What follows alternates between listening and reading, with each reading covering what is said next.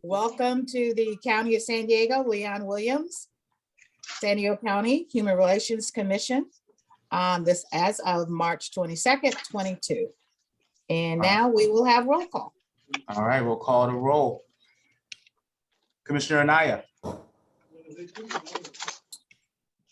Commissioner Arton. Vice Chair Arton. Present. Good morning. Good morning. Commissioner Kate Chasen. Commissioner Kate Clark.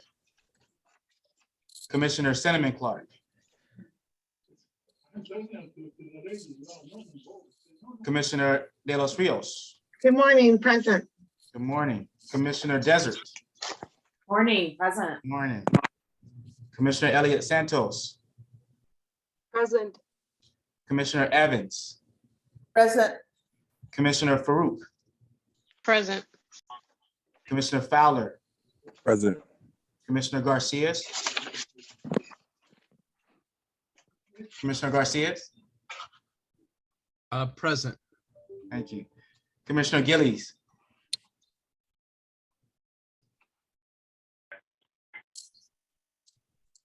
Commissioner Griffin Jones.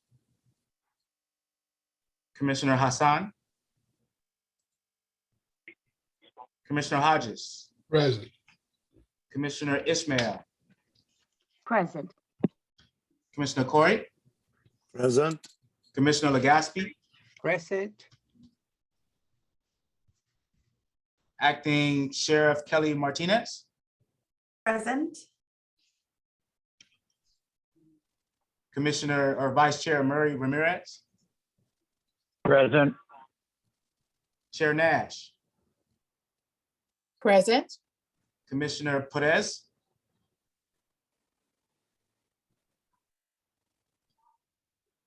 Commissioner Herminia Ramirez.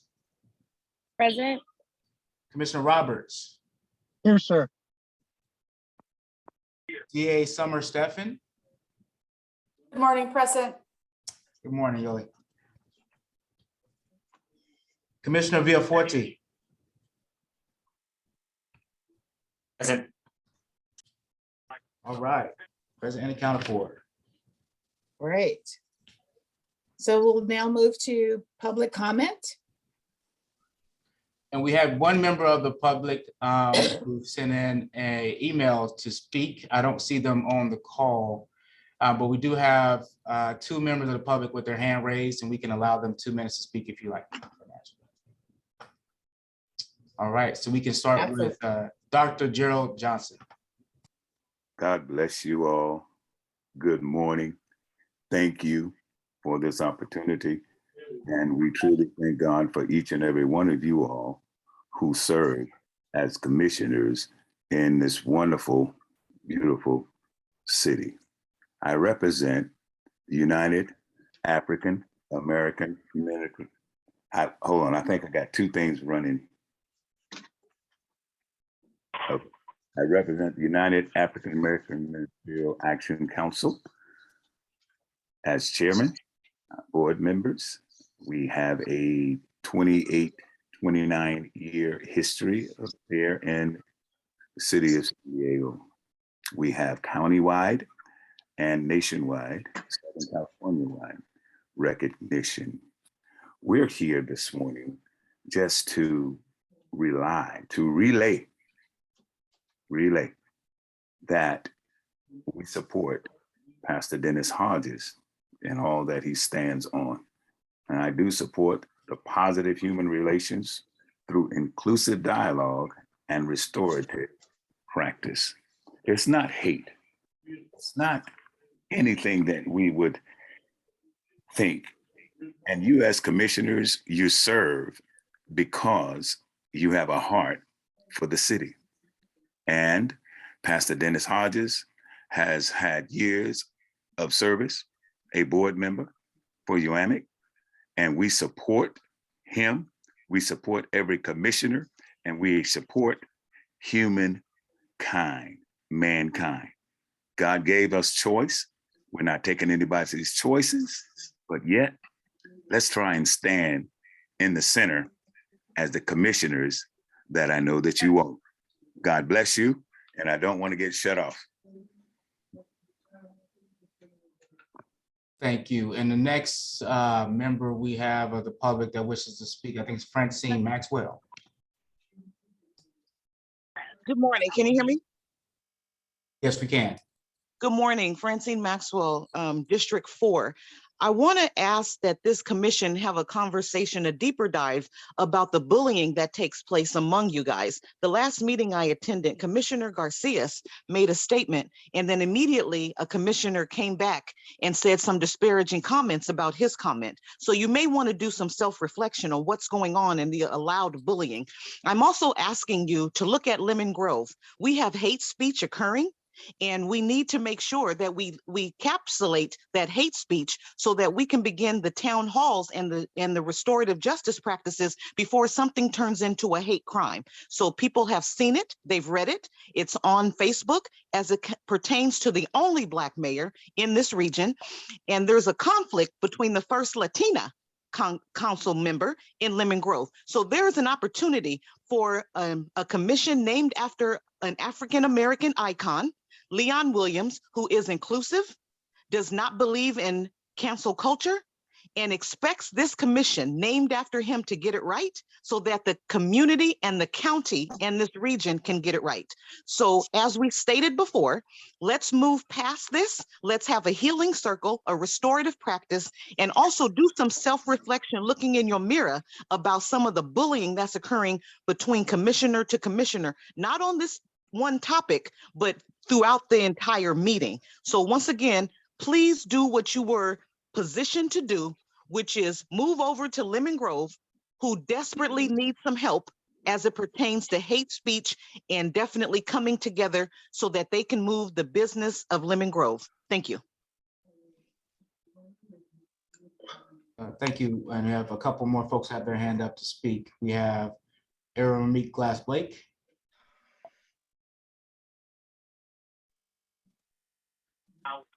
Good morning. Thank you. I first of all want to thank the commission, and I believe it is the Code of Conduct and Policy Committee, I probably got the name wrong, for having the conversation pertaining to what is happening within our jail system. And many of the harms that are being done. And so I thank you for the conversation we had last week, and I'm looking forward to the work that's going to be done. And I commend you, commissioners. I also wanted to say, just pertaining to multiple different conflicts, really with this whole situation with Pastor Hodges and the commissioners who feel like they were harmed. I think what the Human Relations Commission is really experiencing is the very things that all of us are experiencing across this county and really across this country. And I think commissions like yourselves really have the opportunity to get it right. And if the commission cannot get it right, how does the commission expect for the rest of the county and ultimately the rest of the country to get it right? And so I always say conflict, when nurtured properly, produces growth. We have an opportunity to nurture this conflict properly and talk about the issues that impact us all, and really stop pushing people out and begin to pull people in and have inclusive restorative conversations to move forward in love and understanding. So thank you. Thank you. We have one more hand up, Art Hodges.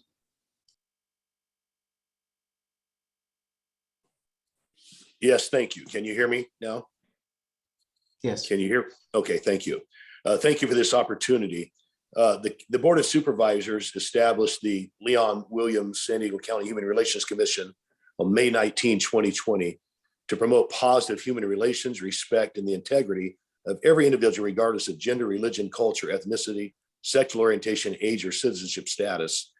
This really will only be achieved by convening dialogue by and on differences of identities, values, and perspectives, working through these differences to promote positive human relations, and working to resolve profound societal issues to make San Diego County an even stronger community in which those with different identities, values, and perspectives interact express, and with tolerance, live together peaceably. Your bylaws as a commission state a goal, quote, to create a commission that is reflective of the demographics, diversity, and culture of San Diego County, including comprehensive representation of age, gender, socioeconomic status, ethnic background, culture, religion, sexual orientation, and geographical distribution, end quote. I'm asking the commission, please do not squelch voices, do not censor exchange of differing ideas or ideologies, do not cancel opinions expressed that differ from your own or maybe even a majority, but that do represent countless millions of Americans. I'm applauding Pastor Dennis Hodges for offering an alternative viewpoint in a spirit of tolerance concerning things he may not can conscientiously endorse, but every human being in our community has a right for their opinion to be considered and represented on and by the San Diego Human Relations Commission, certainly Christian pastors. Many, if not most, of Pastor Dennis Hodges' views are shared by hundreds of thousands of other pastors, priests, rabbis, clergy, along with millions of constituents whose identity, values, and perspectives also deserve to be heard and represented on our San Diego County Human Relations Commission. So I want to thank you for practicing inclusion and tolerance by valuing Pastor Dennis Hodges' service on this commission. And a thank you for this opportunity, Bishop Art Hodges. Thank you. Thank you. No more hands to speak, Madam Chair. And with that, we can move to your first agenda item.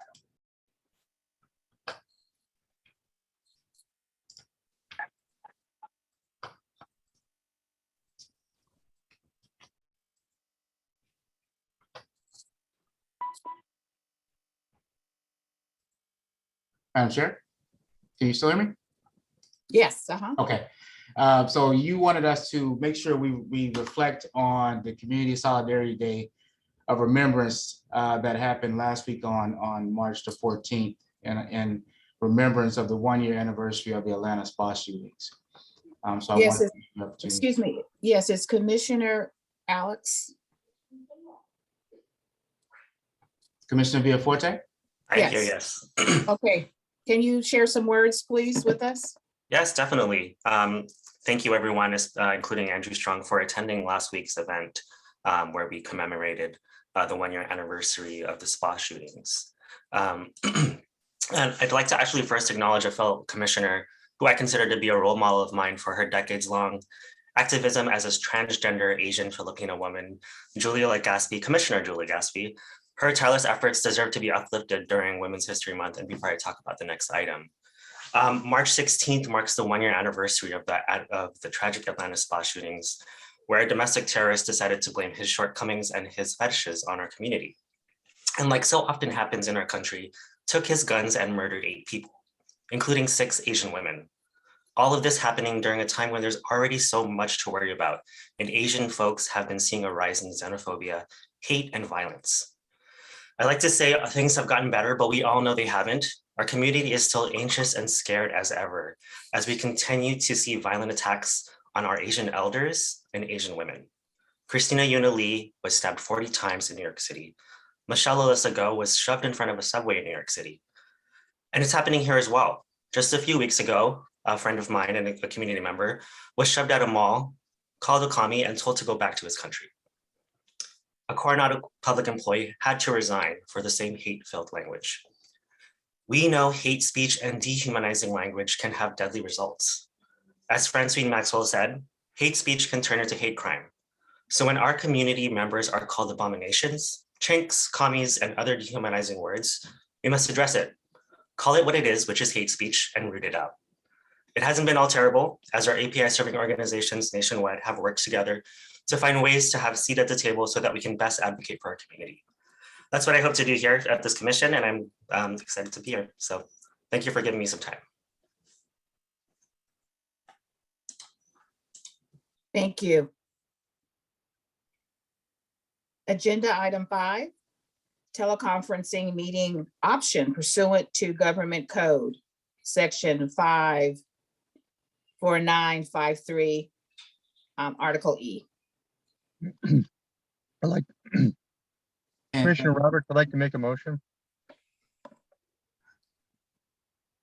Can we have some comments first? I do have a comment. I'm Yeah. I am in favor of this. I had the situation yesterday where I had to go to a meeting in San Diego. And because of the construction on the 5 and the 805, I had to go 20 miles eastward into Escondido, take the 78, and then drive down to San Diego. And supposedly it was faster, but I was the last one to arrive at the meeting. So, and interestingly, at the meeting, a couple people were doing hybrid communication, which I didn't know was available at that time because they were experimenting. So I'm very much in favor of this. I live probably the furthest of anyone, and I'm just so paranoid about being able to get to a meeting, especially when we have 2 or 3 subcommittee meetings in a day. And then I have to go to another meeting up here in Oceanside.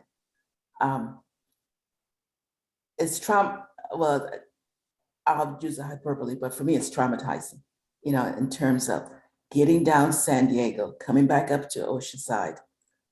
I would love if we could do something with a little more flexibility. Actually, I would love for us to keep Zooming, but I can understand how people feel the need to be in person.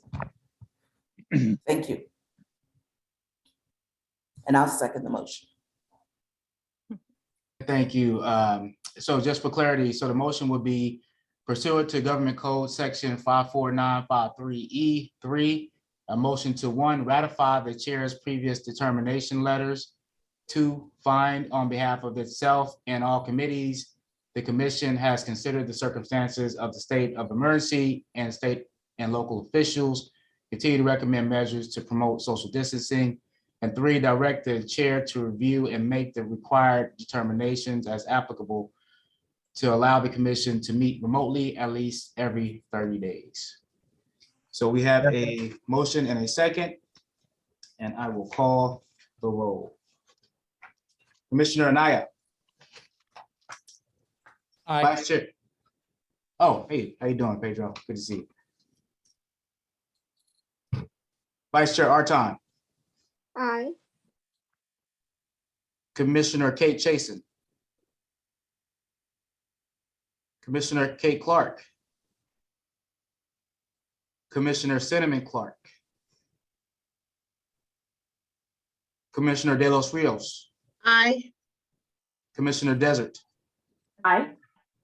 Commissioner Elliott Santos. Aye. Commissioner Evans. Aye. Commissioner Farouk. Aye. Commissioner Fowler. Aye. Commissioner Garcias. Aye. Commissioner Gillies. Commissioner Griffin Jones. Commissioner Hussain. Aye. Commissioner Hodges. Aye. Commissioner Ismail. Aye. Commissioner Corey. Aye. Commissioner Legaspi. Aye. Commissioner Sheriff, Acting Sheriff Kelly Martinez. Aye. Commissioner Murray Ramirez. Aye. Too many R's. Chair Dash. Aye. Commissioner Perez.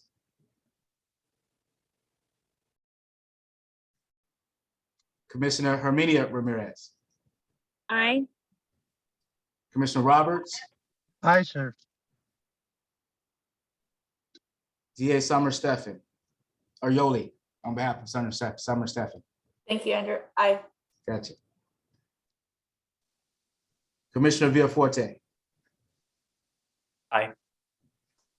All right, that motion passes unanimously with those present. Great. All right. All right, let's move on to our next agenda item.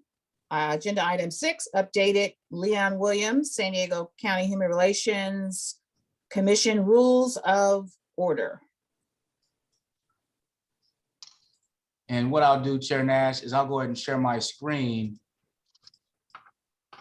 And I think most of you all know that the bylaw subcommittee also took on the rules of order, updating the rules of order. to reflect some language that's similar to what we have in the Board of Supervisors language regarding discriminatory and harassing remarks, to help us be able to maintain order within our meetings. And you should have received this in email to be able to take a look. But what I want to do is read the changes out loud so everybody knows what they are.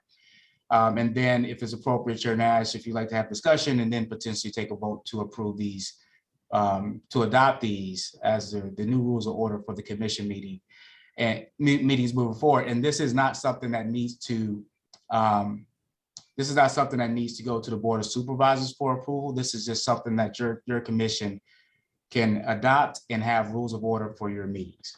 Okay, All right. thank you. All right, so I'll just start at the top. So instead of the vice chair and chair adopting and implementing, we changed it to the commissions adopt these. And then the major change comes in section 3 down here. And this is where you're talking about the discriminatory language. So the commission adopts these rules of general orders as follows and refrain from discriminatory and harassing remarks. The definition of discriminatory or harassing remarks includes legally protected speech in a board meeting that disparages an individual or group based on their perceived race, religion, sexual orientation, ethnicity, gender, disability, etc., or other hate speech that does not rise to the level of a criminal threat or inciting violence. If a commissioner makes a discriminatory or harassing remarks as defined at a meeting, the chair shall take the following actions. Read the county's policy regarding discrimination and harassment below into the record, and I'll read that in a second. State the comments inconsistent with the commission's purpose and in violation of county policy will not be condoned, and inform that the member that their language is unwanted, unwelcome, and or inappropriate, and that they interfere with the ability of those present to listen and understand. And state that any county employee who is offended or otherwise does not wish to attend due to the remarks is excused from attendance at the meeting during the remarks, and mute the offending commissioner's microphone, and the chair may call a recess to allow staff or the public to leave and or provide de-escalation. So next is the commissioner's purpose. So purpose of the commission: to promote positive human relations, respect, and the integrity of every individual, regardless of gender, religion, culture, ethnicity, sexual orientation, age, or citizenship status. And the county's policy against discrimination and harassment, and this is directly from the county's code of ethics, says the county is committed to a work environment free from unlawful discrimination and harassment, including sexual, racial, religious, age, disability, or any other form of discrimination or harassment. Now, the next section is for a member of the public. So if the member of the public says anything, right? And it's exactly the same as what we just read. And the only difference is what you see highlighted here. And this is in regards to the speaker's time. So the speaker's time will be held during the chair's admonishment, and the speaker will receive their full allotment of time unless the speaker's comments continue to disturb, disrupt, or impede the orderly conduct of the meeting, and the speaker will be allowed to continue after the admonishment. So that's the only other change within this section. So I'll just pause there. I see we have hand raised, Commissioner Roberts. Just first of all, a nitpick. It's in your first paragraph from the definition, it says discriminatory or harassing remarks includes legally protected speech in a board meeting, and we are not a board, we are a commission. So I would ask that that word be changed to commission.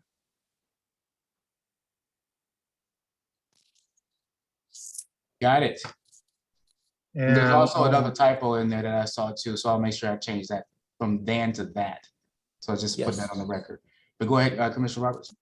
Well, I just like to go on record that this basically allows one individual, our chair, to make determinations about things, which is a little bit worrisome in terms of suppressing free speech, but I understand where we're going with it. And fortunately, right now, I believe Chair Nash has got the best interests at heart. So I will be quiet for a while.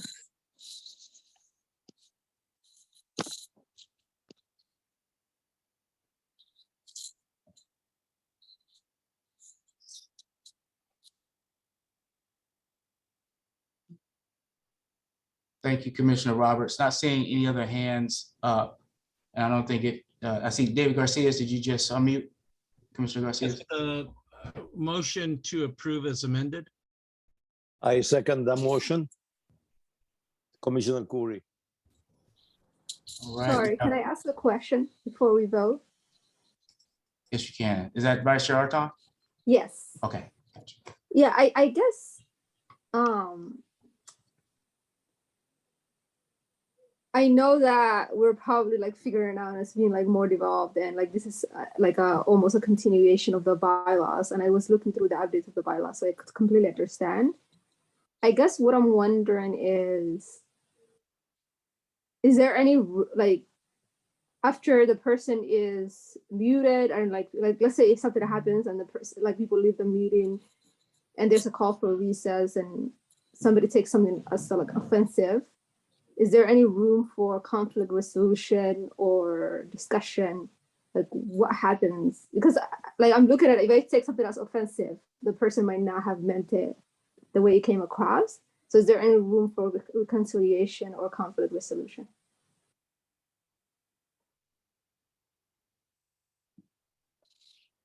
And Chair Nash, if I may, I think to answer that question, there absolutely is.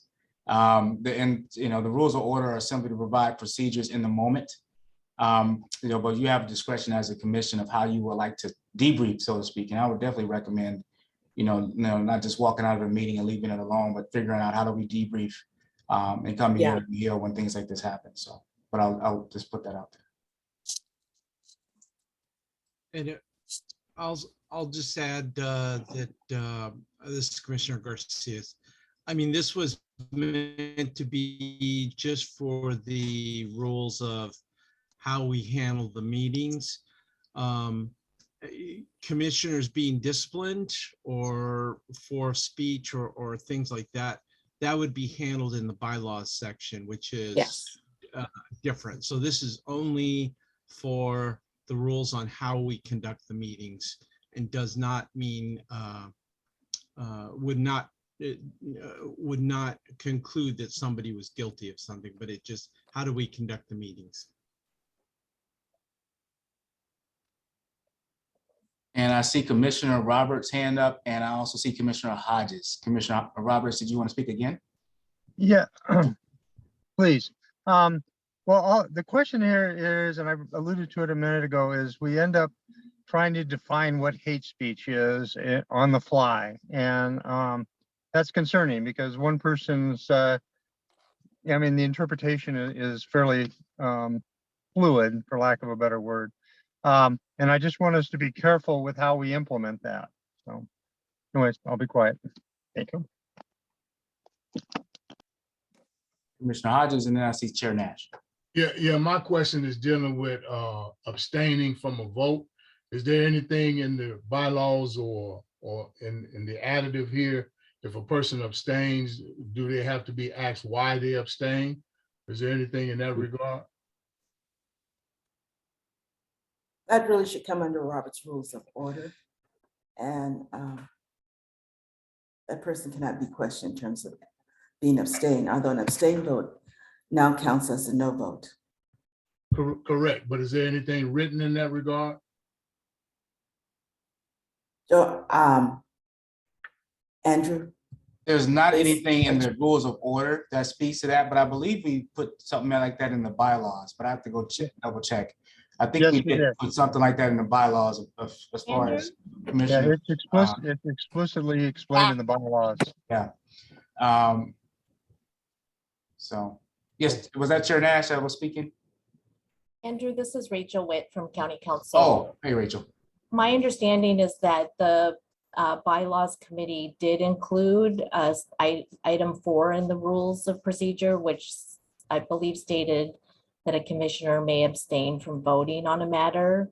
And if a commissioner abstains from voting on a matter, the commissioner shall not be required to state the basis for that abstention. And so that was, I believe, included in the rules of order. I don't know if you can scroll down in that a little further down.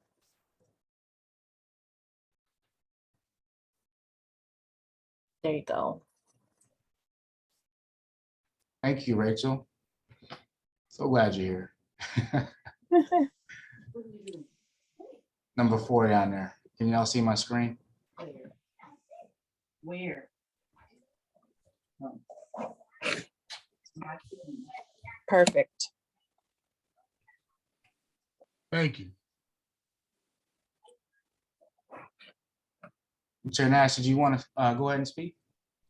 I do. In your beginning opening, what it was impressed upon me was the term county employee. And if I'm not mistaken, within the context of these rules of orders, the commissioners are considered county employees. I don't believe that's correct, but Rachel, could you chime in on that?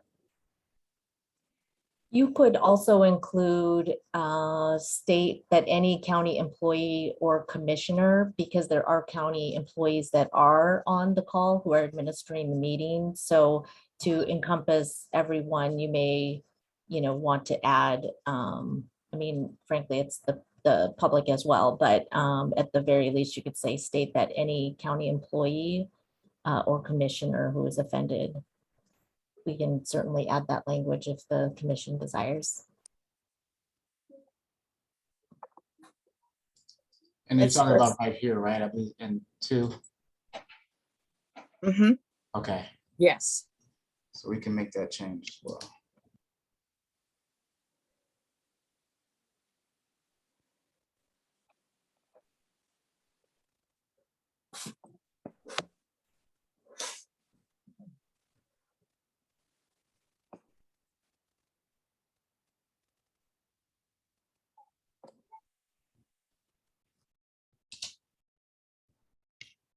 Okay, any other comments? I think we had one motion, but then it was paused to some comments.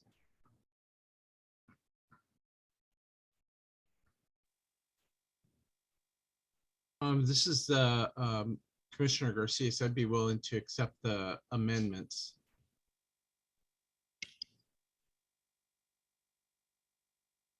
Can we get a second? Well, the same seconder has to approve. Yeah, George Curry, Thank you. Commissioner Curry, I second that. And Commissioner Roberts, forgive me, I did see your hand up. I after I made my comment about the abstention thing, I haven't been able to find it in the revised bylaws. Can you tell me what code and section it is so I may verify that? I would have to take a look at the bylaw. It is in here. It's in the rules of order. It's in the rules. But, Okay. but let me, I would have to go and search the bylaws. I know we're going to talk about that when we get to the bylaws. Okay. Where is it in the rules of order then?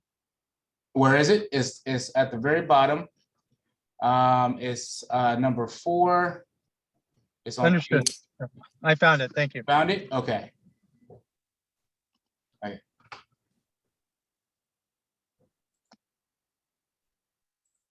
Okay, so we have a motion, we have a second. Any other comments? Okay, I will call the roll. Commissioner Anaya. Aye. Commissioner Arton, Vice Chair Arton. Aye. Commissioner Kate Chason. Commissioner Kate Clark. Commissioner Cinnamon Clark. Commissioner De Los Rios. Aye. Commissioner Desert. Aye. Commissioner Elliott Santos. Aye. Commissioner Evans. Aye. Commissioner Farouk. Aye. Commissioner Fowler. Aye. Commissioner Garcias. Aye. Commissioner Gillies,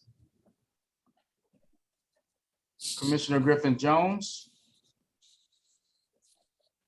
Commissioner Hussain, Aye. Commissioner Hodges, Aye. Commissioner Ismail, Aye. Commissioner Corey, Aye. Commissioner Legaspi, Aye. Edith Sanchez on behalf of Kelly Martinez, Aye. Vice Chair Murray Ramirez, Aye. Chair Nash, Aye. Commissioner Perez, Commissioner Herminia Ramirez, Aye. Commissioner Roberts, Aye, sir. Yoli Apagui on behalf of Summer Stephen, Aye. Commissioner Villaforte. Aye. That motion passes unanimously. And those rules of order become effective immediately, Chair Nash. Great. But not retroactively. That would be correct for rules of order because they're in the moment. They're in the, as you run the meeting. Okay, let's go to agenda item 7, follow-up letter from Chair Nathan Fletcher and Vice Chair Nora Vargas of the Board of Supervisors with the subject of need of code of conduct and consequences for violations at HRC.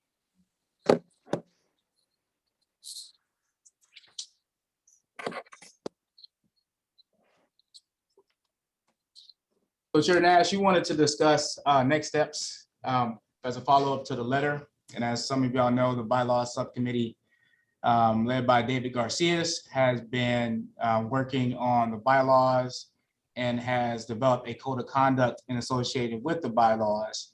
And that code of conduct was sent out to the commission. And I'll pause there to see if Chair Garcias or you, Chair Nash, would like to speak.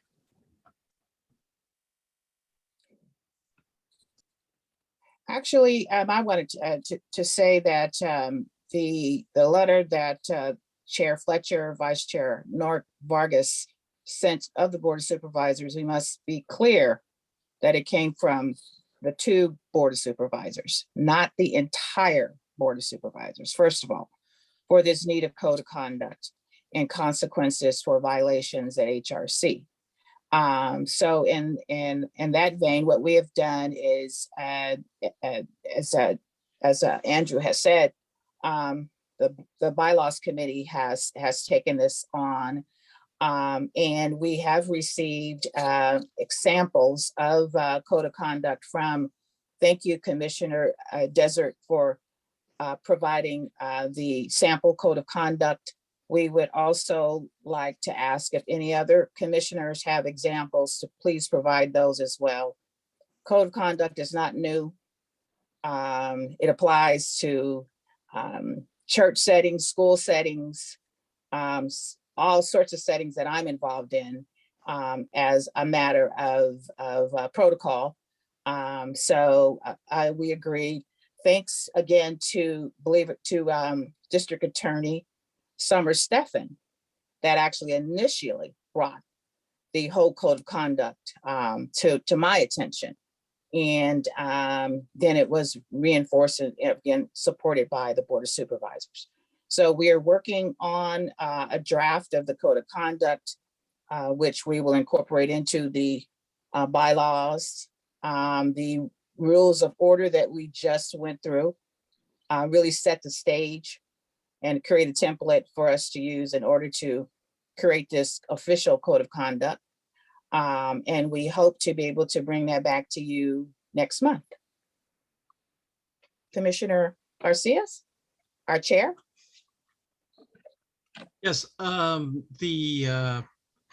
just want to thank all the subcommittee and the bylaws subcommittee who worked very hard, and we had long hours, and we're very aware and made as much effort as possible to make sure we balanced bylaws so that they were not too intrusive, but also reflected what we believe the commission needed and wanted. And so all those that participated in the bylaws subcommittee, thank you for all the work and making all the meetings and making sure we were all trying to stay on target and not overreach. So thank you, everybody. And I believe we did vote to add the code of conduct to the bylaws. Am I correct, Andrew?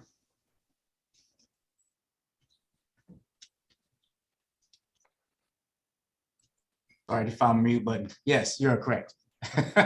And that was also sent out to everybody before the meeting. So everybody should have a copy of the draft bylaws and the code of conduct that is in the bylaws. I believe it's under Article 7, Section F, or sorry, Section H in the bylaws.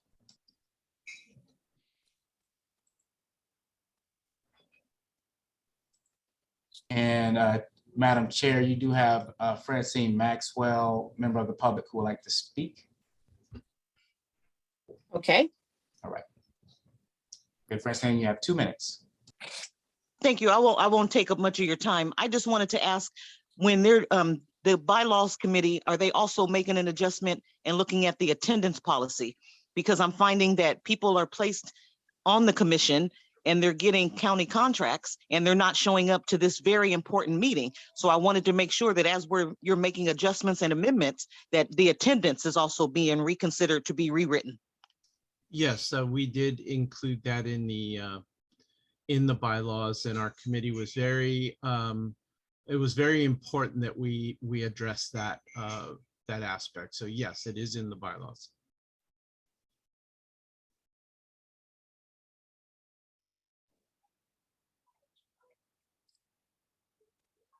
Any other comments, questions from the commissioners?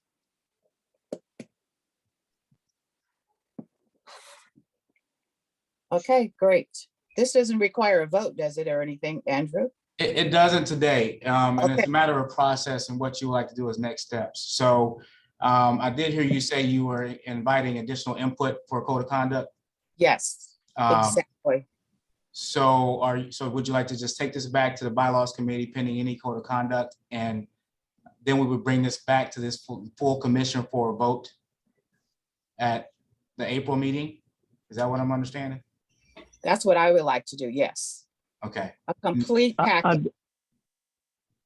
This is Vice Chair Ramirez. I thought at the bylaws committee was bringing it over to today's meeting for a vote. Am I mistaken? Chair Garcia? It was, I mean, it would be a decision of the commission whether to table it or to make a motion to approve the bylaws as it is. But I think it would be up to this commission what you wanted to do. And but given no, what I'm asking is, didn't the subcommittee make a decision to bring it to a vote at this meeting, or am I mistaken on that? Because I thought the meeting ended with us saying that we would take it for a vote at this meeting. This is Commissioner Khoury. If I recall, we decided to take it to the full commission to review and decide what they want to do with it, rather than just for us to vote for it. Am I right? I believe, Commissioner Khoury, you're more on point regarding what we had talked about.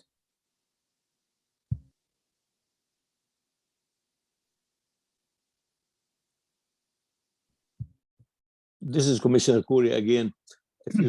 I suggest that we leave it with the full commission to review at their own leisure time individually, and that the final voting on it or modification, etc., takes place in the next meeting. Commissioner Roberts, We have a few hands up. We have Vice Chair Arton, and then we have Commissioner Desert, Commissioner Villaforte, Commissioner and Chair Nash. So Vice Chair Arton. Yeah, thanks, Andrew. And for, thanks to the bylaws subcommittee for putting together the bylaws and the rules of order. If we had questions about the bylaws, can we go right into those? Or I had several questions, but I don't know if I should bring those up right now. This is Chair Nash. Let me just intervene here. We're at the point on our agenda that we can move to the subcommittee discussion. And since I would love to, of course, segue into the bylaws committee report, and then because that's where we are anyway.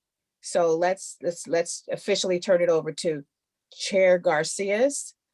He can take us through the bylaws and all your questions and answers, period. This is our time. This is our time. This is very important and priority. So let's take it on now. Chair Garcias.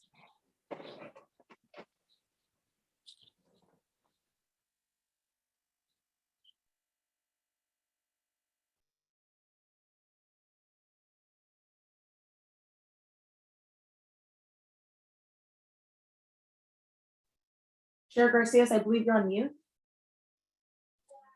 Sorry. Yeah, if you want to, Andrew, if you want to scroll to where we made any changes and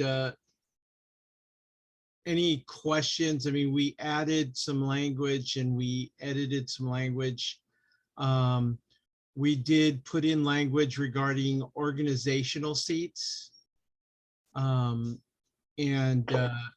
allowing for the commission to expand in future for organizations that may want to join.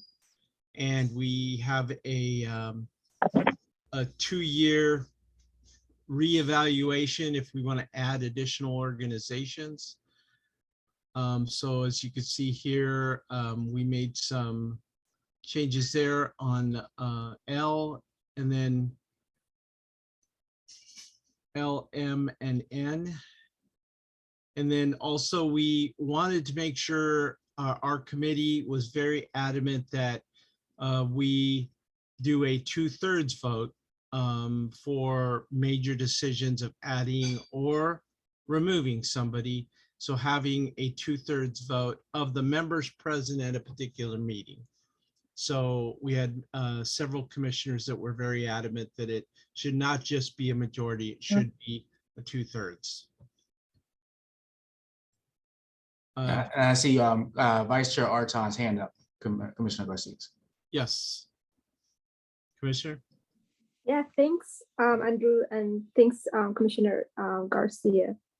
My first question is, so I was looking at Article 2, Section A and Section B. First of all, I'm glad to see that there's room for more organizations to be added, because I do feel like there are communities that are not represented when it comes to organizational representation on this commission. For example, like the Muslim community, the Middle Eastern community, I feel like should have seats. But I do feel like also, is there like a cap to how many organizations can be added? What if we have, like 100 commissioners? Is that something that might happen in the future? And that relates to Section B, because it does say the commission is limited to 31 members. So how do those two things go hand in hand?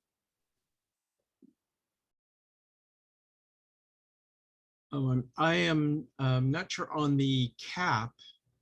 Did we change that, Andrew? If there's a cap in there? Oh, we did it. It says it's a 31-member commission in the bylaws. but there's no official cap. And if we're saying, you know, in the bylaws that you want to add or remove, you know, I would maybe defer to Rachel to see if there's any, if we need to add any clarified language around a cap in particular in there, to be clear. Andrew, the only thing that I would note is that the Human Relations Commission was created by the Board of Supervisors pursuant to resolution, and that resolution outlines the membership. And so to the extent the commission would like to change the composition or the number, the Board of Supervisors would also need to revise their resolution.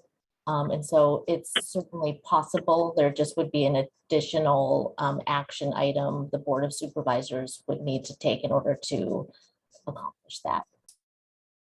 Thank you, Rachel. So essentially, if they decided to change, add or remove, then, you know, at that point, you need to go to the board and ask them to adopt a resolution or revise their resolution.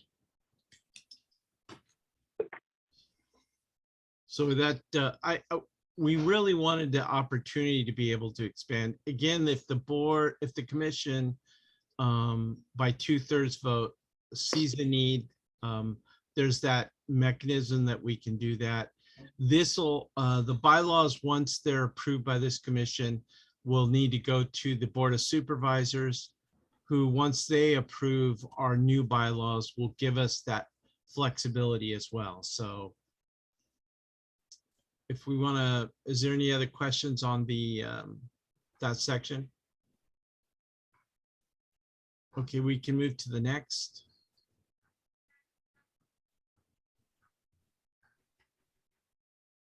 So again, if we do remove someone, and this was for section D, if a vacancy does come up, and we'll go to define in section G, but again, we wanted to make sure that it wasn't just a simple majority that made that decision, that it was 2/3 of the members present at a meeting. So if we can move to the next item.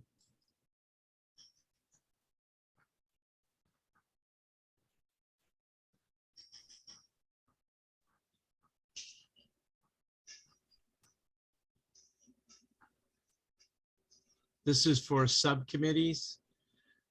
This talks about the, if members are, do not attend or have an unexcused absence, the incumbent, the commissioner, will be allowed 2 excused absences over the duration of the ad hoc committee, or 2 excused absences per year for standing subcommittees. An excused absence will be granted if the incumbent provides the notice of an absence to the staff at least 24 hours prior to the start of the meeting, except if there is an emergency. If the members meet the stated criteria, the member may be removed from the subcommittee and or ad hoc committee at the discretion of the subcommittee and or ad hoc subcommittee. So this is one of those sections where we wanted to address when members were not attending the subcommittees. If we can move to the next. I see Chair Nash, I see your hand up. Did you want to speak to any of these right now? I really would like to just put an emphasis on section D. We are 31 plus commission, 31 commission. And I'm concerned that the same commissioners, and I thank you all very much, are showing up to these subcommittee meetings. And this language, I appreciate this language because it does speak to my frustration as chair that we need all the commissioners to participate in these subcommittee meetings. Pick one. I know our time is stretched, but if you could pick one that really speaks and resonates with you, your voice, your expertise is very, very important. And this is where the work really gets done. in terms of moving our agenda with regard to promoting positive human relations in all sorts of different spaces. And I don't have to go through the subcommittee titles, you all know. So this language really gives us some teeth, but it really came out of frustration that our full commission body, we all need to pick one subcommittee and adhere to Section D. Thank you. Thank you.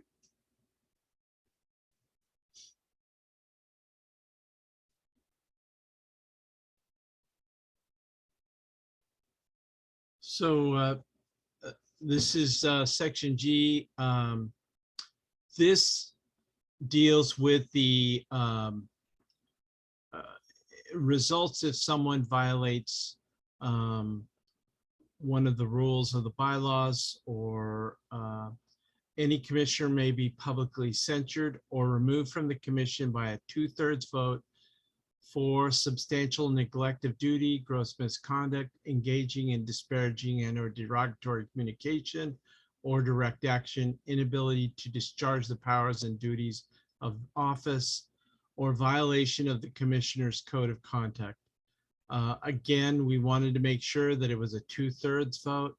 And 2/3 vote is defined as a vote by the commissioners present at a meeting when or where the vote takes place. We wanted to make sure it was clear of the intent that if we have a meeting and we agendize this item, a 2/3 vote could remove somebody from the commission, or have a public censure where it would be a disciplinary type action. And then a public censure is defined as a formal statement of a disapproval from the chair and vice chairs of the commission.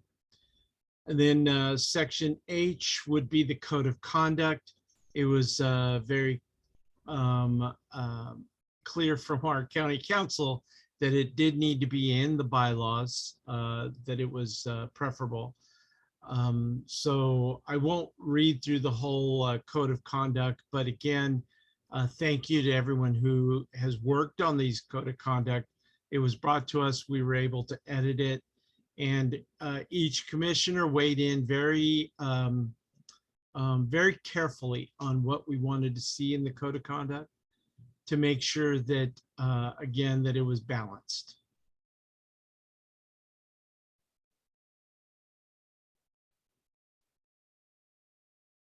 And I'll just add this, that item 3 down there, refraining from discriminatory remarks, is the same language that's in the rules of order. Thank you.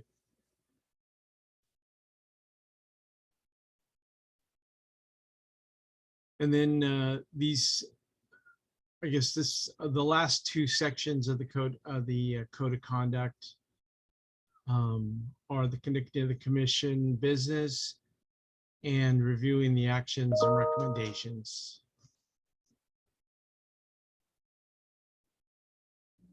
So any questions on the code of conduct?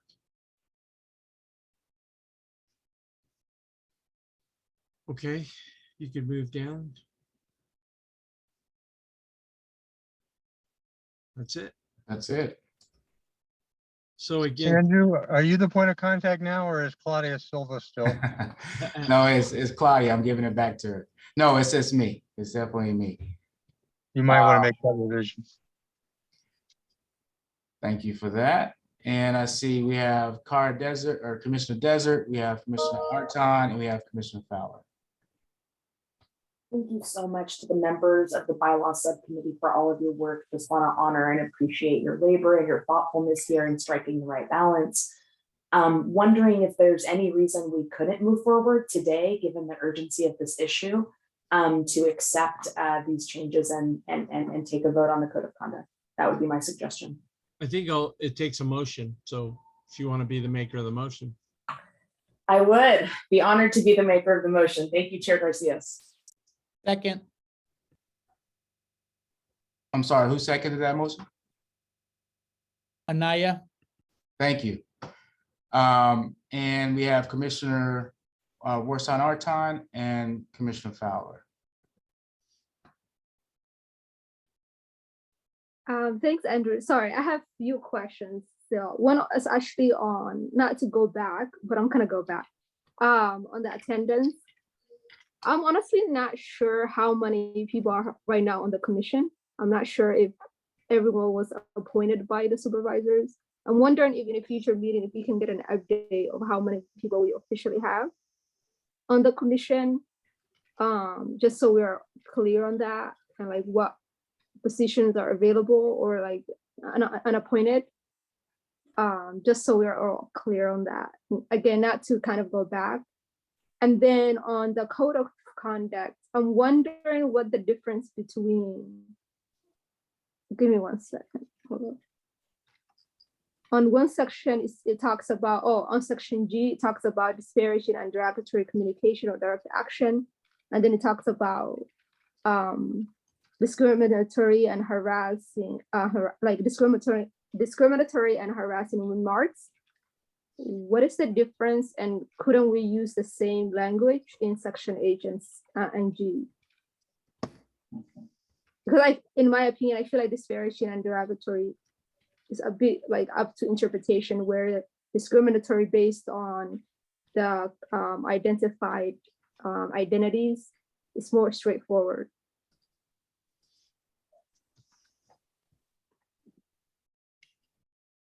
Can you go to that section, Andrew? I'm sorry, what section was that again? I think it was, I think she was talking about the code of conduct, the discriminatory. Yeah, section G and H.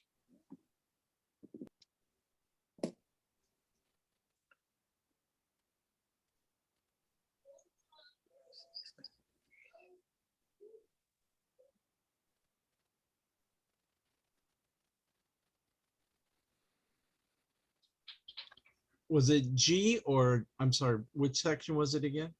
Yeah, so section G says, states a person may be removed from the commission if they make disparaging and derogatory communication or direct action. And then on section H, it states that somebody may be held accountable. Let me scroll up. Yeah, it talks about harassing and discriminatory remarks. And I'm wondering if we can use the same language in H in G, because I feel like derogatory and disparaging, in my opinion, can be up to interpretation. I mean, it could, in here, it could say, I mean, you could refer to the code of conduct. Well, it's already referring. It's already there. Yeah. So I don't know if it seems a little duplicative to have it in there.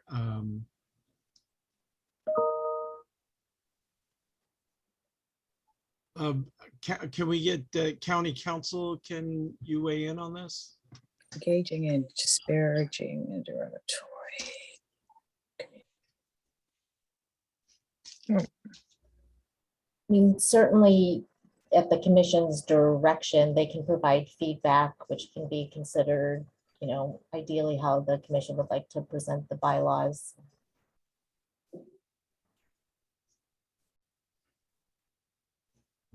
I mean, I don't know if it's, it is up to interpretation, but again, the interpretation would be by the whole commission or by the vote of the members to determine whether it was that threshold. And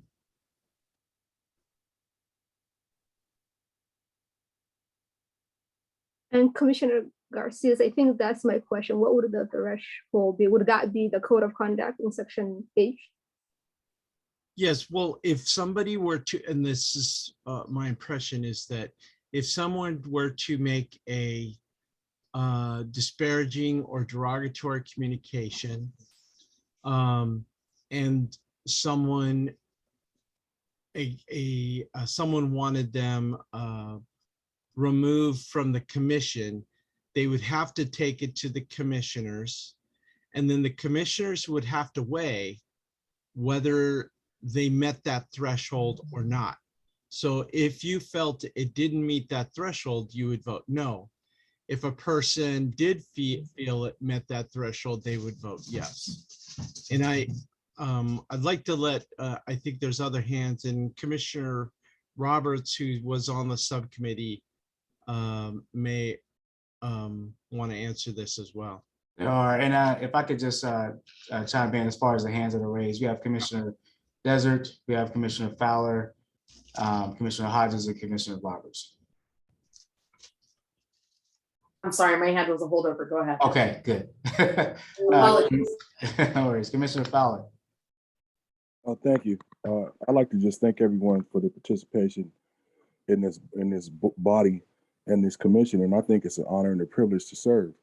However, I would like just to point out a couple of things just from observations that I've had, is that being a lifelong resident of the city of San Diego and being a person who has worked and made it to retirement, and as a labor leader, I can tell you that, as I'm aware, this is a volunteer effort as far as the people that serve on this. And you know, one thing I don't want us to come across as a little bit of elitism in what we're doing, because I would consider anyone fortunate that's still working every day, that has the ability to interrupt their work day to participate in this, or being able to still work from home under the current pandemic situation, where they can get on this meeting and stay on for a couple hours and then go back to whatever they're doing in the course of a work day. However, let me be the first one to tell you that, as a person who has a retirement check coming on and been a lifelong San Diego resident, I still have to go out there and find means of income. So I'm not available to always participate. And when I first retired, I'm coming up on a year. So I was able to participate more freely. And you know, economically, there may be some people or other commissioners that do not have the ability to participate in the middle of a day on a regular basis. And so I just want to make sure that we're conscious of the fact that living in San Diego County, and me particularly, I live in the city of San Diego. We're one of the most expensive cities in the country now for housing and a lot of other stuff. And I can tell you that, as a person who's fortunate enough to have a residence, it's still very difficult to make ends meet. So I just want to make sure that we're conscious of that also. And the other comment was about discipline. The term discipline to me means that you discipline somebody who is working for you. And if we're in a volunteer basis on a commission, I don't know. You know, I guess we got a couple of attorneys on the call that can decipher that. But anyway, those are my comments. Thank you.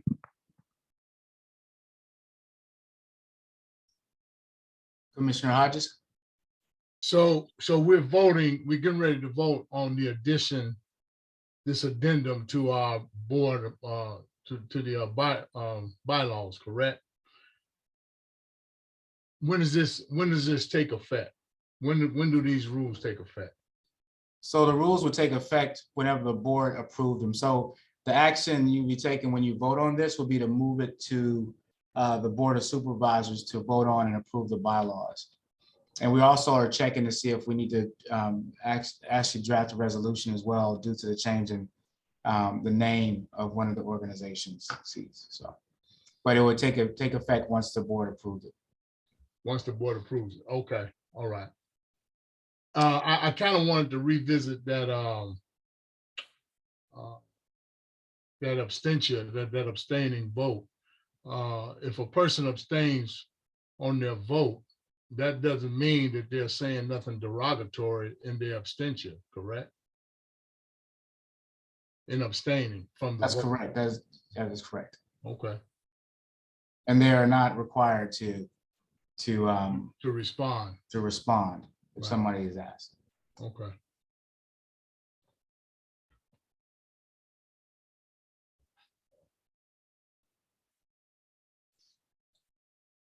Commissioner Roberts. Okay, figure out how to turn my mute back off.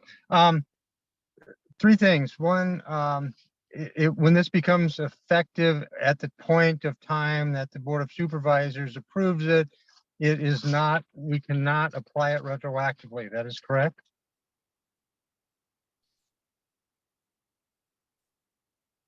That's a question for you, Andrew. That's a question for county council. Thank you. Yeah. So yeah, I think that she might be county council is still kind of reviewing to make sure. Well, that kind of makes it against the Constitution where the de facto law Yeah, whole thing that comes kind in. of thing. The second comment was, and I agree with Vice Chair Wharton in one respect, in that we are actually duplicating in section G. We're talking about disparate because we added this in layers. I think what we can do is remove the engaging in disparaging and derogatory communication, and just refer to the violation of the Commission's Code of Conduct, where it actually addresses all those things instead of calling it out individually and then trying to call it out individually again with a little bit different amplification. So I'd actually think that we should remove that portion of the sentence that says engaging in disparaging and or derogatory communication or direct action. Take that out, leave inability to discharge the powers and duty of the office or in violation, add in violation of the Commissioner's Code of Conduct. And then all that is explained down in section A in the Code of Conduct. So those are my comments. But I guess I should ask the motion maker, Commissioner Dizzard, to accept an amended motion. Commissioner Cinnamon Clark. Absolutely. Good morning. So I had a couple of comments just to tie it all together for myself. The first thing is the vote. Is it possible, Andrew, if we just sit on this and be able to vote at our next meeting so that we can take in all of the amendments and all of the things that we've discussed here today? Maybe have a closeout date for additions after this meeting and be poised to vote on the actual acceptance of the bylaws by next meeting. And that kind of leads me into a couple of other things. As far as the same thing that Commissioner Fowler said, the time and location considerations. As mentioned, I work full time. I have a very demanding schedule. And, 2 hours in the middle of the day is very challenging for me personally, right? And there are some times that I have to drop off or not come in or whatever. But I think some considerations should be made for that, for all of the reasons that Commissioner Fowler had mentioned. And I don't know if that's alternating evening meetings or something like that, but some other considerations to be a little more inclusive of those folks. I see Commissioner Roberts in her car, so this is a heavy lift. And I think that some of the recommendations may be a little heavy-handed, but with justification, no big deal. Also, back to section G and H, I think that, it could be subjective, just like Commissioner Warson said. We're talking about facts versus feelings. And if somebody feels as though they were transgressed upon, that's one thing. But if it's outlined as it is in the discrimination type language that we have, I think in section H, I think that will eliminate that facts versus feelings, how people feel versus what the actual facts are. And then lastly, this is probably like the 6th time I've asked for it, the subcommittee list. It's challenging to decipher where I'm supposed to be and how I'm supposed to be there because the emails and the invitations come out for everything. Is it possible to get a subcommittee listing so that we know where we are? Either we volunteered, I found myself on a committee that I wasn't even supposed to be a part of, to eliminate that confusion and to also encourage the commissioner participation. That's all that I have. Subcommittee or the bylaws subcommittee, thank you so much for all of your hard work and all of the things that you all have done to bring this before us today. And I appreciate that. Thank you. And that's all that I have.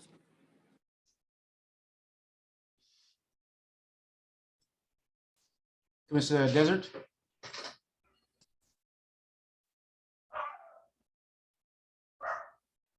Commissioner, you're on mute. Apologies. Following up on Commissioner Clark's comments, I would be in favor of rotating some evening meetings to make our time here more accessible for folks who have less flexibility in their work schedules. Just a say in that. I think that's important. And thank you, Commissioner Clark, for bringing that up. In terms of section G, common in documents like this, bylaws, to have a section describing something and then a section below it describing it in more detail. So I think section G, particularly talking about the need for a 2/3 vote for censure or for removal, describing that to be a high bar to Chair Garcias's comment, making sure it's a high bar both by the vote and the way it's described for substantial neglect of duties. That shouldn't be for a minor comment, a misspeak in which you apologize after. We're saying this is for very serious things, engaging in disparaging or derogatory communication or direct action, or a violation of the code of conduct. So the or makes it separate. So I hear Commissioner Roberts' feedback. I respect it. I respectfully disagree. I think that's important. A code of conduct shouldn't apply retroactively to things that happened in the past, but the ability to remove or to censure someone would for actions that occurred in the past. I'll give a really extreme example. If we were to pass this code of conduct today, but learned that a commissioner, really was convicted of a very serious thing, a sexual abuse of a minor, and that sex act happened before we passed the code of conduct, the gross nature of that would empower the commission to remove as soon as we were made aware of that. So I just want to separate out the code of conduct may not apply retroactively, but the power of the commission to remove a member by a 2/3 vote for very serious things would. So that's just my comment there. I would be in favor of keeping section G as is. And I think I see Commissioner or Vice Chair Murray Ramirez's hand up. Is that accurate or is that an artifact? Yes, it's accurate. Okay. Can you hear me? Yes, we can. Okay. And I say this with all due respect to my fellow commissioners. We heard the public comment this morning. There's a lot going on concerning our commission. There's a lot of eyes watching this commission and how we're handling, I think we know, a certain situation. We had a Union Tribune editorial concerning this commission and a code of conduct. We've also had voice and viewpoint, and this continues to be an issue. It is a serious issue concerning a code of conduct. And I think that this vote needs to be taken. And I agree with Commissioner Desert about leaving that and think this is not going away and it's building. And I can see in another month some more articles and some more. This is damaging our commission, and it is. And it also, you all need to know, there is a commissioner on this commission that is suffering through this, that has been traumatized through this, and that you also have a community, an LGBTQ community and its allies that are very hurt and upset over this. This is not just about feelings. This is about condemning someone to hell. And it continues. The statements are continuing. The interviews are continuing. And so I know it's difficult. It's nothing that we ever thought we would face, but here it is. And I do believe that all of you know how serious this is. And we need to, this is a cloud hanging over this commission. And it's a dark cloud. Thank you.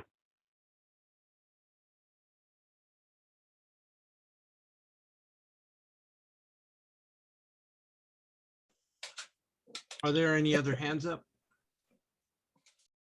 See no more discussion, we can call the vote. So Andrew, if you could do the roll call vote. Oh, based on the motion from Commissioner Zert. I believe the motion was to accept the bylaws and code of conduct as amended. Correct. Did we have a second? If not, I'll second the motion. I think there was a second. It was second That by was I. Commissioner Naya. Yeah. I thought Pedro seconded. All right, not seeing any other hands, we'll call the vote. Commissioner Naya, Aye. Commissioner Arton, Same. I'm sorry, did you say abstain? Yes. Thank you. Commissioner Chasen, Kate Chasen, Apologies, it's loud where I am. I'm also going to abstain, but just because I wasn't here for the discussion. Commissioner Kate Clark, Commissioner Cinnamon Clark, Commissioner Cinnamon Clark. Also, I'm sorry, abstain. If you're not speaking, that's could you go on correct, mute, please? abstaining. Thank you. Commissioner De Los Rios, Aye. Commissioner Desert, Aye. Commissioner Elliott Santos, Aye. Commissioner Evans, Aye. Commissioner Farouk, Abstain.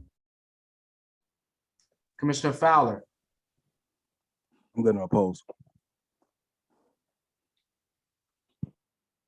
Commissioner Garcias, Aye. Commissioner Gillies,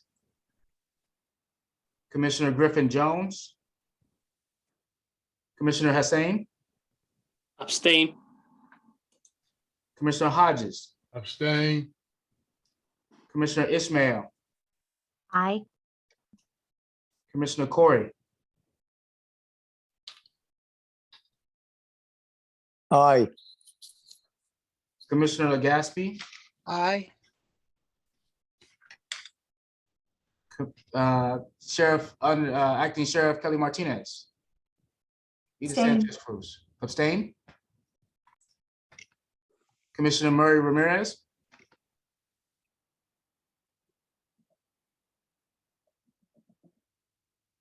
Vice Chair Murray Ramirez,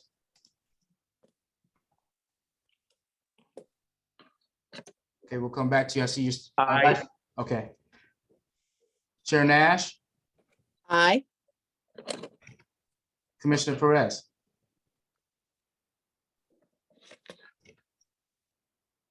Commissioner Herminia Ramirez, Commissioner Herminia Ramirez, Commissioner Aye. Robert, oh, aye,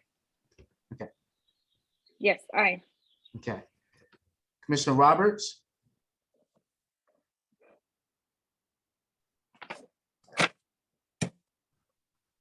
Commissioner Roberts, Abstain. I'd like to see it go to committee one more, for one more pass. Yoli Appletugui, Aye. Summer Stefan, Commissioner Villaforte. Aye. Okay, let me tally the votes.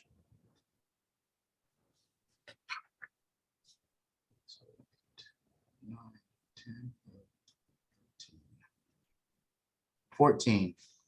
That motion passes. 14 members voting aye. 4, 5, 6, 8 abstentions and 1 in opposition.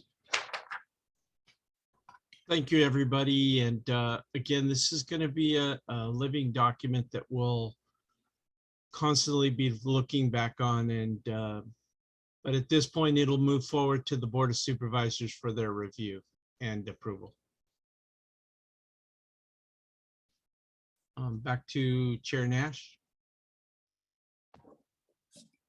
Thank you, Chair Garcias, for chairing the bylaws subcommittee, and also all of the subcommittee members. You put in a lot of time. You met weekly. The original initiation of the bylaws itself in my layman's terms, was just basically thrown together in order to launch this commission. We were already having issues around attendance. So the subcommittee bylaws committee was in motion even at that time. I'm excited that we have created bylaws that align with our mission statement, which was also under creation at the time the commission was put together.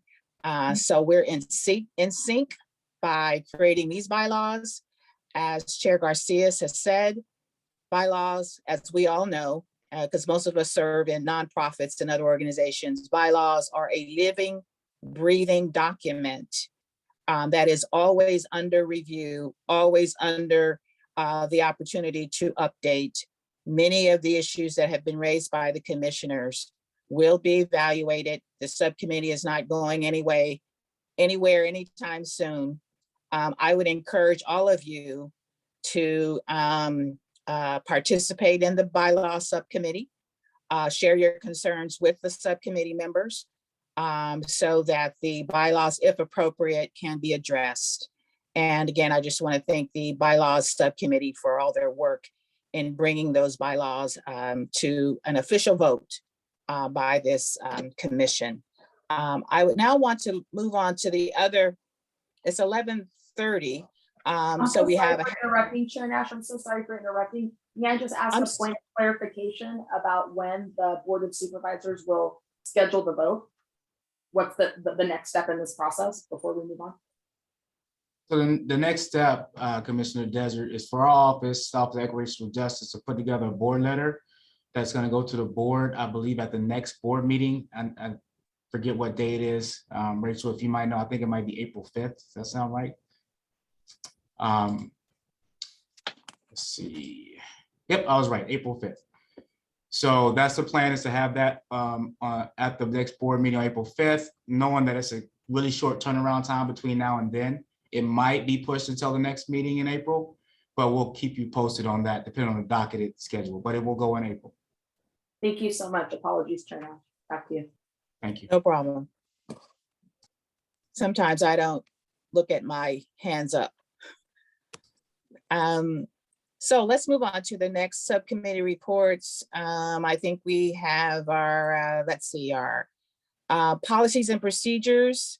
Our chair there is Warsan, Vice Chair Warsan. Could you bring us up to date on the policies and procedures? Thank you. Thanks, Chair Nash. On the policies and procedures subcommittee, in our two previous meetings, we had speakers. In one of our last meetings, we heard from the Racial Justice Coalition of San Diego, who presented on what is happening with our local jails and the deaths on the jails and how that situation is going.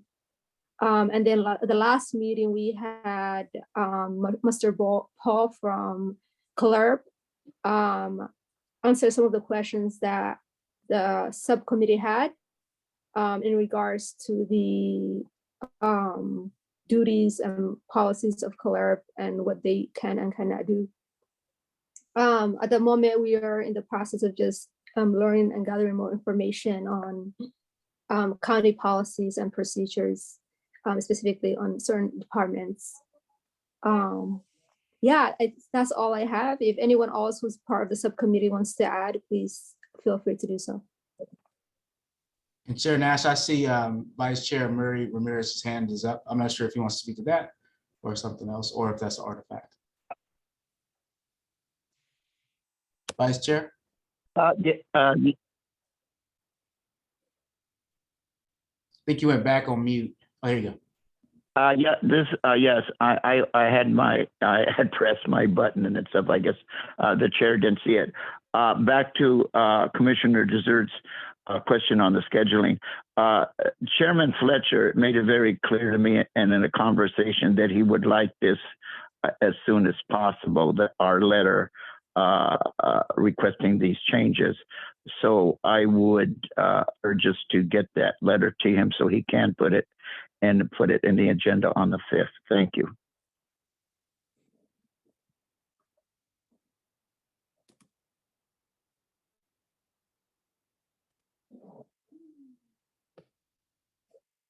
Thank you, Vice Chair Ramirez. Any other comments about our policies and procedures? I want to bring it to your attention, though, with regard to the jail deaths, and the executive director of CLERB did attend the policies and procedures. The policies and procedures has made this jail deaths a priority. In fact, the Racial Coalition wanted to be on our call today. However, they were actually attending the Board of Supervisors meeting today. I don't know if that's a special meeting or not, but to talk about the selection of the new acting leader of the organization, and also asking and requesting the Attorney General steps in to run the jails, given the fact there's been 4 additional deaths after that state audit came out. So it's very clear that as community members, we should be asking for the same, as the commission asking for the same, for the Attorney General to step in temporarily to actually supervise and oversee our jails, given the significance of 4 additional deaths, which lead to no confidence by the community in the deputy sheriff system. On to the next. Oh, I see there's a hand. Is there a hand up? Yes, this Commissioner Ramirez. Yes. I don't know if this is the place to bring this up, but I'm very concerned, and I do have good relationships with our sheriff and our district attorney, and I respect them both, our acting sheriff. But it definitely concerns me that when we have important votes or votes and they have a representative, they usually abstain. And knowing some of these votes and knowing these individuals, I believe they would have supported the motion. My concern is, why does the sheriff and the district attorney, are we allowed to send representatives, each of the commissioners, if we can't attend a meeting? Because I kind of find it a little disrespectful to each of us commissioners. I certainly realize that the district attorney and the sheriff are very busy and at work, but so are many of us commissioners. And is there a way that we can put that? I mean, it's turning out to be, and I give my respects to the district attorney Summer, who basically attends a lot of the meetings, but we're going to be in a situation where there's going to be some important votes, as I believe we just did one today, where we will have consistently the representatives, and understandably so, abstaining. I recall when, and I think many of you who have been on this commission, when there was an issue with Sheriff Gore and he had sent a representative and his representative abstained. And then Sheriff Gore quickly, we got to him, had it changed to a yes vote. I mean, I don't understand, and I would like a clarification. Can we as commissioners also send representatives when we can't attend commission meetings? Thank you. And thank you for that question. I'm not sure this is the appropriate time for discussion, since this wasn't something that was agendized, but Rachel, I'm not sure if you want to chime in on the representative piece, or if that needs to go on an agenda for discussion. Well, and in all due respect, what I'm concerned about is that Chairman Nash brought up something I think we're all concerned about, and that's the situations that are happening at the jail. And I would like the acting sheriff to answer. This is Commissioner Khoury. By the way, today is the day I think a new interim sheriff is going to be declared by the Board of Supervisors. So at this time, at least, the sheriff department is headless.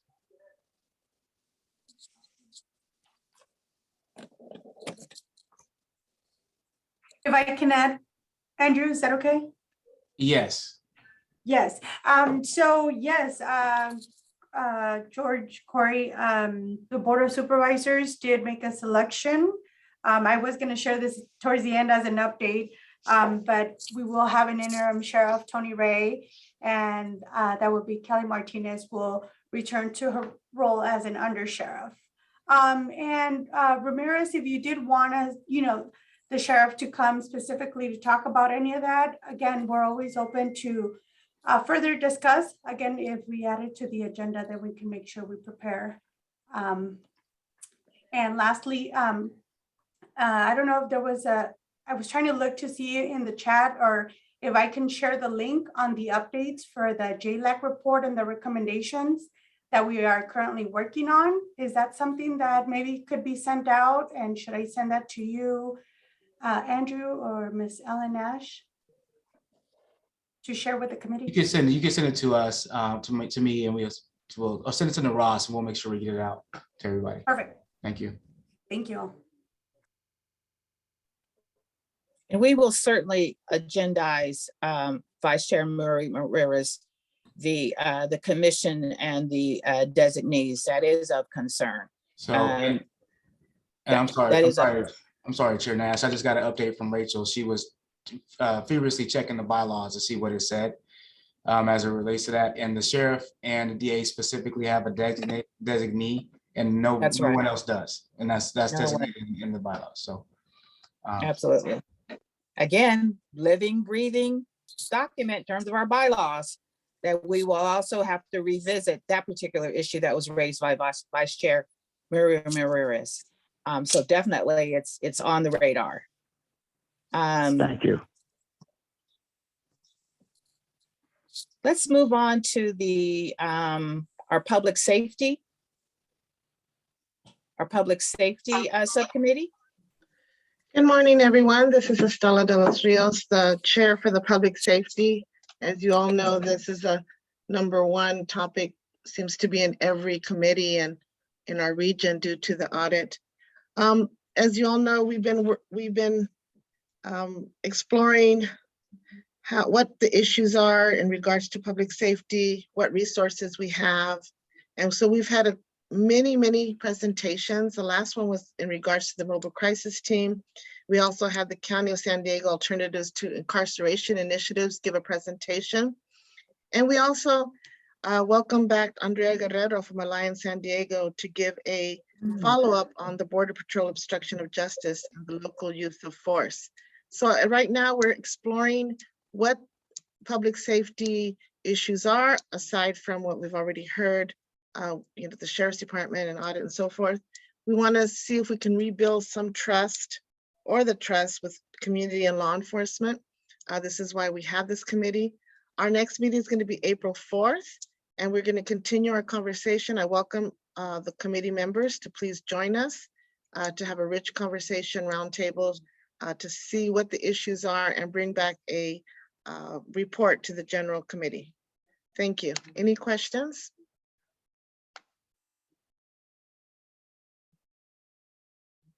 No? Thank you. Thank you, Commissioner De Los Rios. And we'll move on to the ad hoc strategic planning subcommittee. And then there is some of the agenda items that overlap with communications. So if we could also talk about the strategic planning piece of our subcommittee. Andrew, do you have the summary of the PowerPoint? I know Sam sent me a great presentation. I do not have it up. I can see if I can find it real quick if you want me to pull it up. Okay. Second.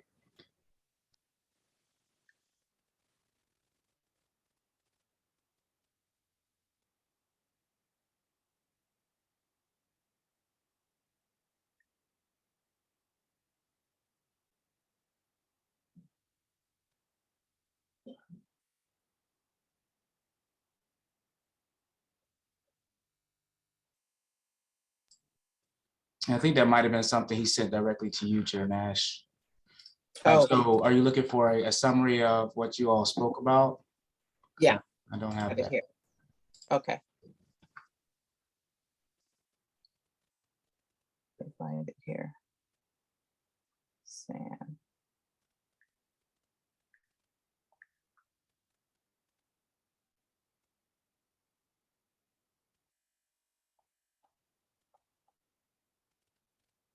The strategic planning subcommittee has been meeting very often. And we've been actually collapsing a lot of the feedback from the community town hall meetings, as well as other individuals that we've received feedback. And we've identified three areas, community of concerns. Number one, be the voice for the voiceless, ensure accessibility to everybody, be present in the community, and we combine that. And we really focus on this, and this is where the overlap is, that and the other one is to assure accessibility to programs and resources. Not all youth know or have access to career opportunities, hold an annual forums to hear from diverse communities. But the underlying factor with our strategic plan is that communications is really important. And what we spoke about, and really that's really thanks to Commissioner Naya brought it to our attention, is the importance of assigning or hiring a public information officer, possibly as an independent contractor through the county, to help us really get our communications strategic plan articulated and communicated with the public. We're not professionals, but the theme of our strategic plan is really around communication, keeping our communities engaged, keeping them involved, keeping them aware of what's going on by using professional services like a public information officer that can talk about things including social media and newsletters. As Commissioner Murray Ramirez said, this commission is under the microscope. The media is watching us, the public is watching us, and we're dealing with issues of importance to our community that need to be, and we're all professionals in our own right, and we need to be represented and provided with professional tools that will help us communicate with our constituents in our community, our San Diego County community, in a very professional manner. So at this point, our strategic planning overlaps with communications, because everything that we do in our strategic plan pretty much is around engaging our community, informing our community, and bringing them up to speed on what we're doing as a Human Relations Commission. I hear at times that the Human Relations Commission is not doing anything. I hear other times that we're doing a wonderful job, but we need to tell our story. The story of how we've put together these bylaws, the story about how we're responding to jail deaths, the story, all of the stories, our journey here, because we are the founding members of a commission that is hopefully going to last a lifetime here in San Diego County. And as we go through this, the challenges that we're having in our county, the challenges we're having in our state and nationally, who would imagine that we would be asking our AG, Attorney General, to come in and oversee our jails because of the reports of ongoing deaths in the jail. Who would have imagined that this commission would be in this space at this time? And so that's the challenge that we're facing as our strategic subcommittee, and it overlaps tremendously with our communications. Commissioner Naya, do you have anything else to add if you're still on the call?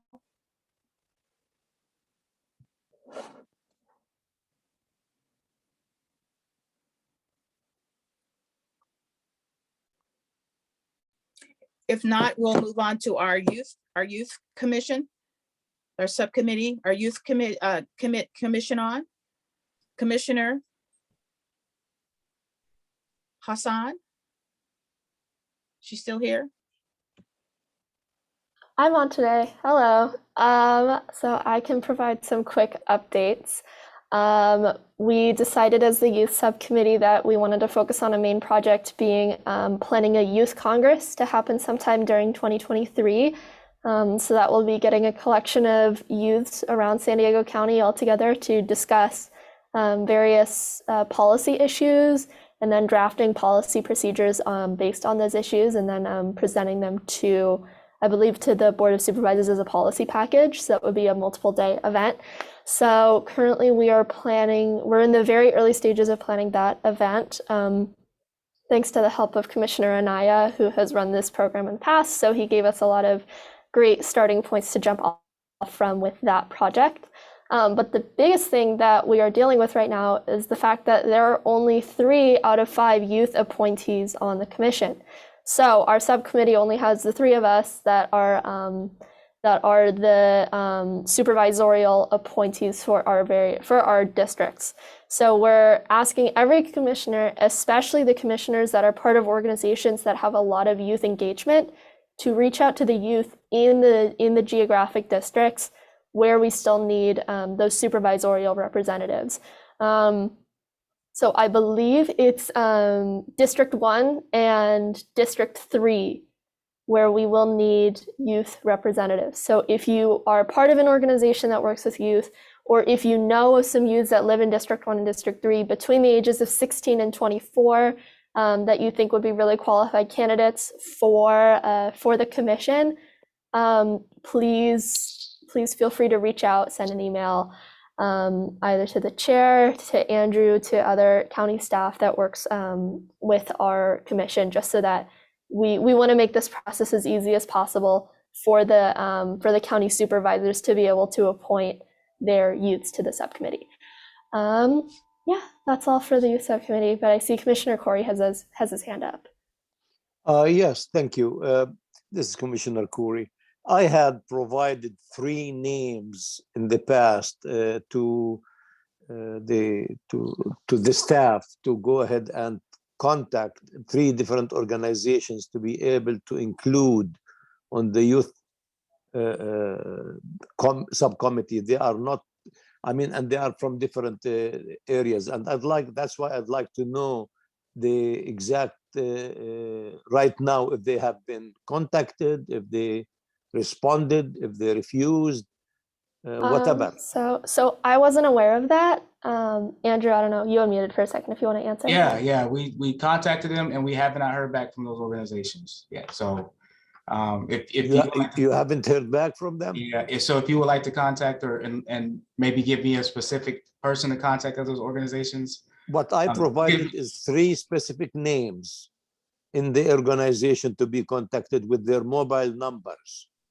And that's what I'm wondering if they were contacted, because I saw some of them yesterday during the House of Palestine in Balboa Park, and they indicated they were not contacted. That's why I'm asking. Could you do me a favor, please? Just send me the names of all the organizations you contacted and I'll follow up. Thank you. Thank you. Commissioner Arton? Yeah, thanks, Andrew. On February 2nd, we received the email that's what is the commission that talked about if anyone wanted to apply to serve to apply for the youth seat vacancy. And I shared that with multiple young people that I know, and I'm wondering, is there any update on, like, did anyone apply, fill out the application to serve? How many people have filled out that application, or do we have 0 people who have applied? We've had 1 person apply over the past month. So yeah, we haven't seen any other applications. I'm supposed to get alerts as soon as those folks apply, but we haven't gotten any. So okay, that's good to know. Okay, should we continue to share that? Absolutely. Okay. Absolutely. And we also have Francine Maxwell, Chair Nash, who has her hand up from a member of the public. I'm not sure if I want to allow her to speak. Okay.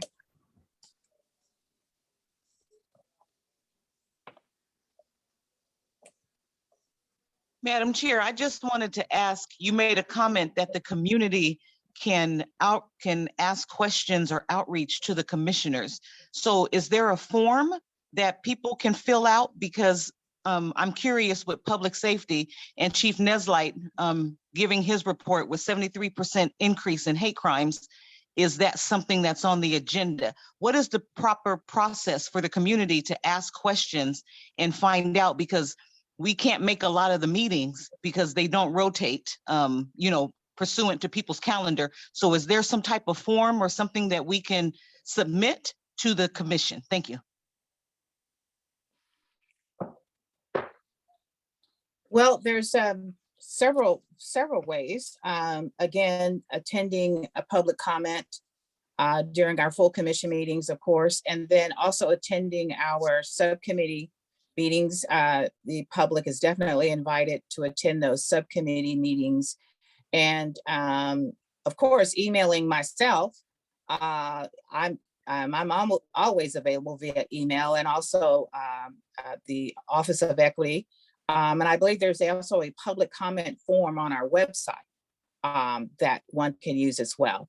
So any of those avenues are definitely available. We welcome all public comment. Rome wasn't built overnight. We need as much input as we can from everybody in order to make this commissioner to live up to its mission, which is to promote positive human relations. Youth Commission, I have one young man, precious young man, he's 15 years old, very active in the community, and can't wait till he turns 16 in April to apply for the Human Relations Commission. I've met with him for coffee and he's very excited, comes with some highly recommended credentials for a 15-year-old. So as soon as April, his birthday hits us April, I think he texted me the other day, April 5th, he will be applying to the commission. Let's just get the word out that that this youth commission has information. I also want to acknowledge that Kate Chashin was given an award by the Generation Justice Youth Summit a couple of weeks ago, and asked me for a name, and I immediately highly recommended Kate Chasen. So I want to congratulate you on your award, Kate. Thank you for all your work that you do in promoting positive human relations in San Diego County. Thank you so much, Chair Nash, for nominating me. Mm-hmm.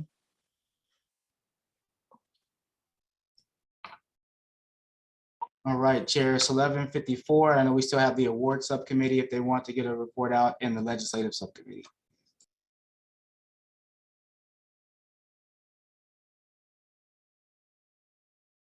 Oh, you're on mute, Chair Nash. I'm sorry. I attended the awards subcommittee meeting, and I'm just really excited about, first of all, we're going to get started sooner than later and not wait 30 days out. But the most important news, I want to make sure I heard that there is a possibility of adding a meeting planner. I'm sorry, an event planner. That came up, an event planner to the awards committee. That was a heavy lift. And so I'm excited that there is a possibility of adding a meeting planner to the awards commission so we can take it to the next level. I don't know what level that can be, but we have our own commissioner, Mary Ramirez, and I'm sure Commissioner Nicole has some great ideas in mind for our next awards, our awards ceremony that will happen in December. Any report from the legislative subcommittee? And we have two hands up. We have Commissioner Corey and Commissioner Legaspi. Great.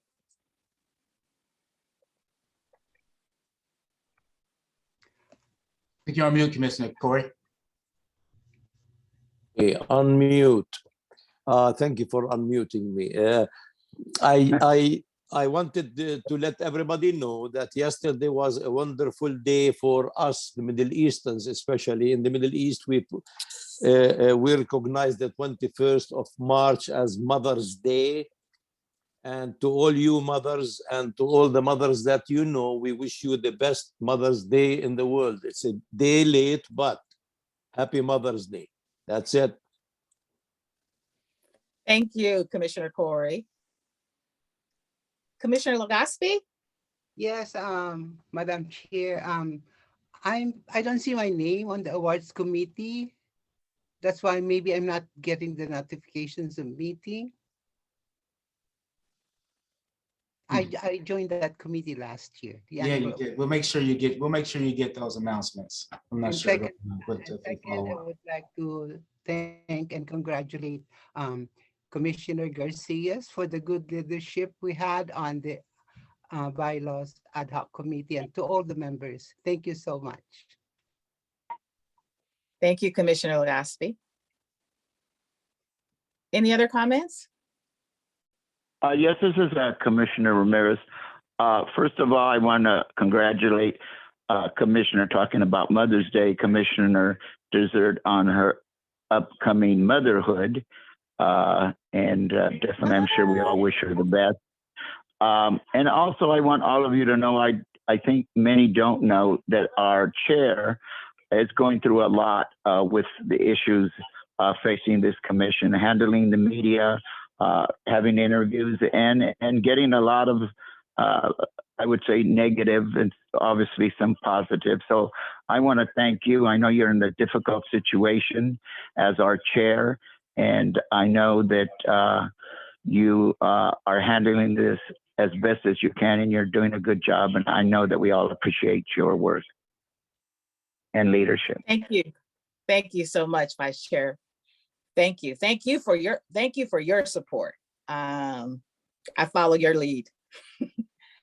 While we just have a couple of minutes, I want to lift up all women on this call during Women's History Month. All women on this call. Women History Month. We are historic. We have elevated our voices on this commission in a way that is historic. We're founding members of this Leon Williams Human Relations Commission. And I just want to lift up the voices of all women that are on this call during Women's History Month. And we thank you and we honor all of you. You're all great leaders in your own right. And we just wanted to point out during Women's History Month that we appreciate you and we honor you. Thank you so much. And we have Vice Chair Arton's hand is up. Yes. Yeah, thanks, Andrew. First, I second Commissioner or my fellow Vice Chair, Mary Ramirez. Thanks, Ellen, for your leadership. Two things that I want to point out. First, next month is Ramadan. For the Muslim community, we fast from dawn to dusk. Super excited month for us. As we also talk about absences and the bylaws, I do want to highlight that if there are meetings in the evening, to have a bit of patience, I guess, or lenience for the Muslim community, as we will be fasting all day and preparing to break our fast in the evening. I know that the Policy and Procedures Subcommittee, for example, meets in the evening. I will be contacting you all about that individually, but I just wanted to point that out. Super excited. I also chair, I think we skipped the Legislative Subcommittee. If I may give a quick update on that. Yes. Yes. Really quickly, the Legislative Subcommittee is working with the County Office of Strategy and International Affairs. I think the main things is that we will be receiving legislative updates from the office before our each monthly meeting and for the subcommittee to review. The County of San Diego also has a policy platform on their website, or the legislative program on their website. So if any of the HRC members wanted to identify bills that they're interested in and wanted to give comments on that, that's more than welcome. If there are any urgent bills that we need to give our feedback on, we are asking that the HRC require or gives the subcommittee the authority to take positions on those particular bills.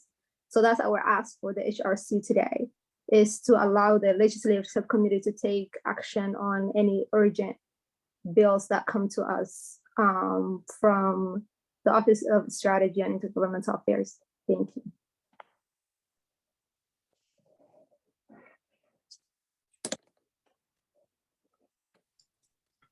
Okay. Vice Chair Warton, does that need an action today? Or are you making a recommendation? I'm sorry, I misunderstood. I think since that's not agendized, but it is a legislative subcommittee, Yeah, you could take an action if you need it. let's not take action. Let's not take action today. It is 12:01. Let's put it on the agenda for next month for sure. Okay. I would like to say great meeting. Have a great week, and we'll see you again next month, if not sooner. Take care. Meeting adjourned.